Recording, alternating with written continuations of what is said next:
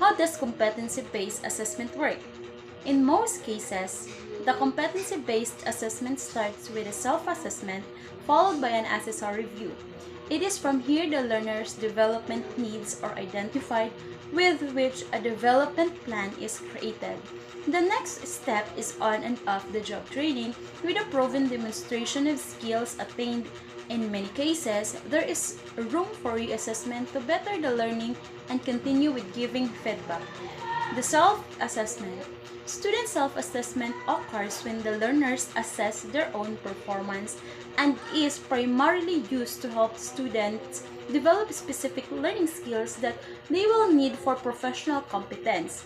This process may assist in making students more aware of more responsible for their own learning process.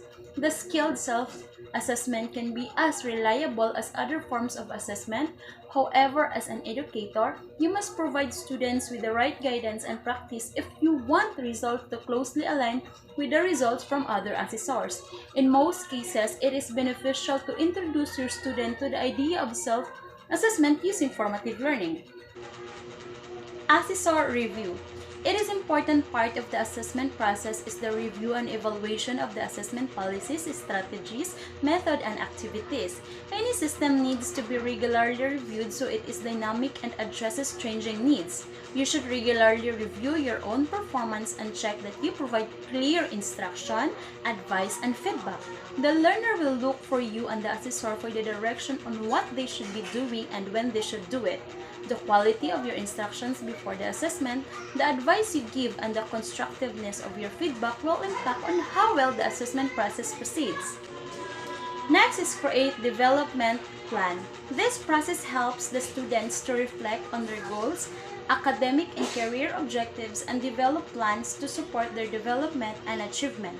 The Personal Development Planning or PDP is a structured and supported process undertaken by a learner to reflect upon their own learning, performance, and or achievement and to plan for their personal, educational, career development. The PDP helps students to become more effective at monitoring and reviewing their progress, consider how they learn, and become more effective learners. Next is on and off the job training. The off-the-job training refers to an educational method where employees learn more about their job or the latest advancement in their field at a location away from their workplace. This type of training essentially helps employees perform their job more efficiently. Like for example, they may receive an evaluation that tests their understanding of knowledge the instructor taught them during the off-the-job training.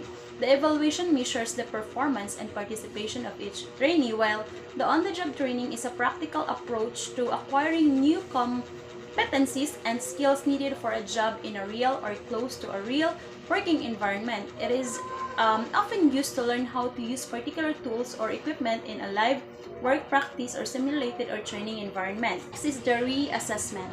In a competency-based system, the reassessments are a necessary part of the learning process. According to Wormley 2001, true competence that stands the test of time comes with iterative learning.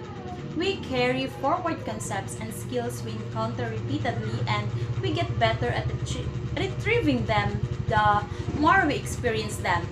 Making reassessment a school-wide practice, changing the learning culture for the students from one where they are trying to earn enough points to pass to one in which they are held accountable for everything that they need to know and be able to do. So the consequence for students who fails to meet the standards is not low grade but rather an opportunity, indeed the requirement to resubmit his or her work. Next is providing feedback. Feedback is any response regarding a student's performance or behavior. It can be verbal, written, or gestural. The purpose of feedback in the assessment and learning process is to improve students' performance, not put on a damper on it. And it is essential that the process of providing feedback is a positive or at least a neutral learning experience for the students. Negative feedback can discourage students' efforts and achievement.